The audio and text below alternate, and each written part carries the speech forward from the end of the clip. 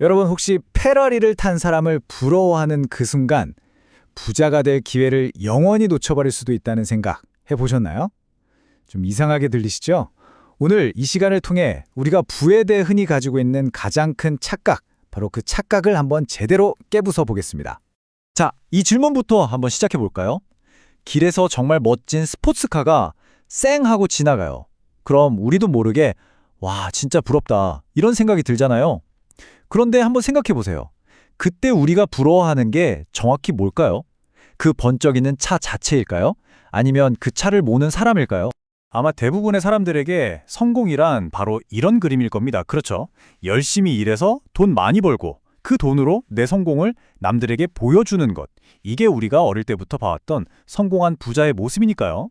근데 정말 이게 전부일까요?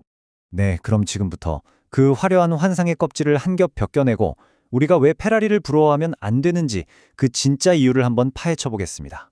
베스트셀러 돈의 심리학의 저자죠. 모건 하우절이 남긴 아주 강력한 한마디입니다. 이 말은 사실 우리가 부를 바라보는 관점 자체가 어쩌면 근본적으로 잘못됐을 수도 있다는 걸 아주 날카롭게 지적하고 있는 거예요. 그렇다면 도대체 우리가 놓치고 있는 그 보이지 않는 진실이라는 게 뭘까요? 그 답은 바로 차 안의 남자 역설이라는 개념 속에 숨어 있습니다. 우리는 거의 본능적으로 이렇게 생각하죠. 한 2억 원짜리 차를 보면 와, 저 차 주인은 적어도 2억 원 이상의 자산을 가진 진짜 성공한 사람이겠구나 하고 단정해버려요. 하지만 이게 바로 착각이라는 겁니다. 바로 이겁니다. 이게 핵심이에요. 우리가 알 수 있는 유일한 팩트는 그 사람이 그 착각만큼 가난해졌다는 사실뿐입니다. 그 돈이 은행 계좌에서 빠져나갔거나 아니면 그만큼의 빚이 생겼다는 신호일 뿐이라는 거죠. 맞아요. 우리는 눈에 보이는 이 화려한 껍데기만 봅니다. 하지만 그 사람이 그 비싼 차를 유지하기 위해서 얼마나 많은 스트레스를 받는지 혹은 할부금 때문에 얼마나 빚에 쪼들리는지는 전혀 알 수가 없죠. 우리는 그냥 보이는 소비를 진정한 성공과 착각하고 있는 거예요. 자, 여기서 아주 중요한 개념 구분이 필요합니다. 바로 리치한 것과 웰디한 것의 차이인데요.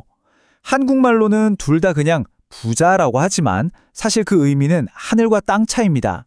이 둘의 차이는 명확해요.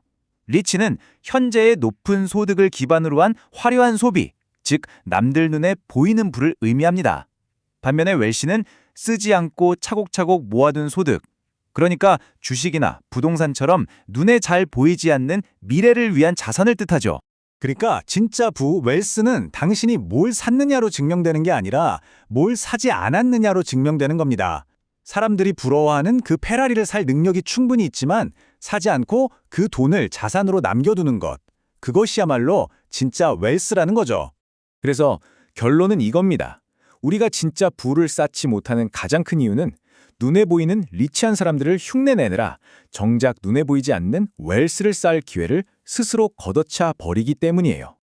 자, 그렇다면 우리는 왜 이렇게 지루하게 보이지도 않는 부를 쌓아야 할까요?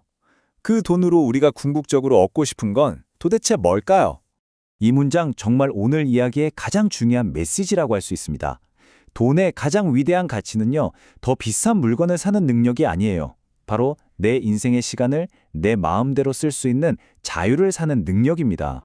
수많은 연구에서 사람을 행복하게 만드는 가장 강력한 단 하나의 요인이 뭔지 찾아봤어요. 놀랍게도 그건 소득도, 학력도, 외모도 아니었습니다. 바로 이거였습니다. 삶에 대한 통제감. 내 인생의 운전대가 바로 나에게 있다는 그 느낌. 이게 행복의 핵심이었던 거죠. 그리고 돈은요, 바로 이 통제감을 살 수 있는 가장 강력한 수단입니다. 리치한 삶과 웰시한 삶, 한번 비교해 볼까요?